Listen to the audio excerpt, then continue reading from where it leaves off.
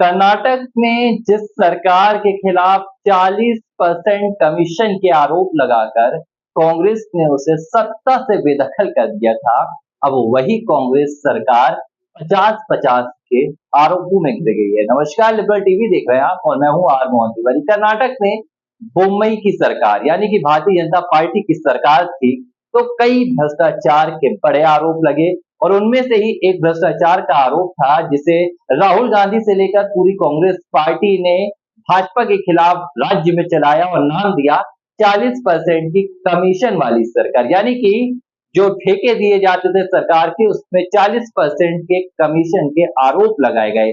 लेकिन अब खुद राज्य के मौजूदा मुख्यमंत्री यानी कि सिद्धारमैया 50-50 के आरोपों में फंस गए और राज्यपाल ने उनके खिलाफ भ्रष्टाचार के निवारण के अधिनियम के तहत मुकदमा चलाने की मंजूरी दे दी है।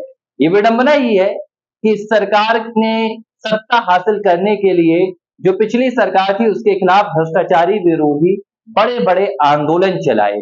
खुद मुख्यमंत्री सिद्धारमैया, डी के शिव कुमार इस आंदोलन की अगुवाई करते थे और फिर जब चुनाव आए तो भाजपा सत्ता से बेदखल हो गई और कांग्रेस को सरकार में जनता ने लाकर बैठा दिया। लेकिन अब देखिए, खुद सिद्धारमैया के खिलाफ ये भ्रष्टाचार के आरोप लगे हैं और आरोप भी ऐसे कि राज्यपाल ने मुकदमा चलाने की मंजूरी दे दी है। हालांकि कैबिनेट ने इसे सरकार में कहीं ना कहीं दखलंदाजी बताई है, सरकार को कमजोर करने की कोशिश बताई है, लेकिन मुडा के मामले में यानी कि मैसूर शहरी विकास प्राधिकरण के इस भ्रष्टाचार के आरोपों में सिद्धारमैया घिर गए हैं और अब इन आरोपों ने कहीं ना कहीं पूरी कर्नाटक की सरकार को हिलाकर रख दिया है। और आरोप क्या है? आरोप है कि सिद्धारमैया और उनकी पत्नी और उनके बेटे ने जो शासकीय जमीन होती है, जो सरकारी जमीन होती है, उसमें हेरफेर की है और मुनाफा कमाया है।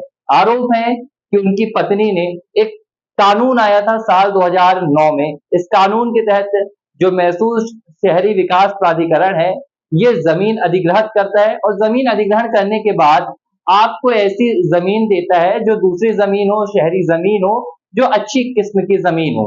अब इस कानून के तहत 2020 तक ये पूरा खेल चलता रहा, लेकिन 2020 में भारतीय जनता पार्टी की जब सरकार थी तो उन्होंने इस कानून को बंद कर दिया। लेकिन इसके बाद भी कहानी चलती रही और आरोप अब लगे हैं कि सिद्धारमैया की पत्नी ने कुछ करीब 3 एकड़ की जमीन अधिग्रहण के लिए दी थी और उन्हें 14 साइट ऐसी जो मैसूर शहरी विकास प्राधिकरण है उसके द्वारा दी गई और एक तगड़ा और बड़ा मुनाफा यहाँ पर कमाया गया है। तो इन आरोपों के बीच पूरी कर्नाटक सरकार घिर गई है, सिद्धारमैया घिर गए हैं, उनकी पत्नी और बेटे के खिलाफ भी मुकदमा दायर करने की मंजूरी दे दी गई है।